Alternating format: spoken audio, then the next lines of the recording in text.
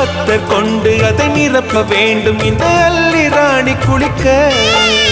இந்த ரீதியில் அன்பு செய்தால் என்னவாகுமோ என் பாடு? காற்று வந்து உன் குழல் கலைத்தால் கைது செய்வதென ஏற்பாடு.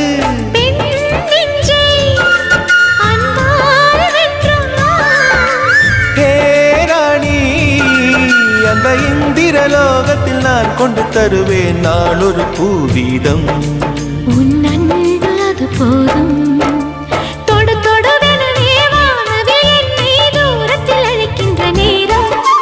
விடு விடுவெனவே வாலிப மனது விண்வெளி விண்வெளி ஏறும்.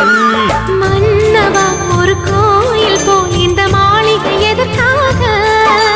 தேவியே என் ஜீவனே இந்த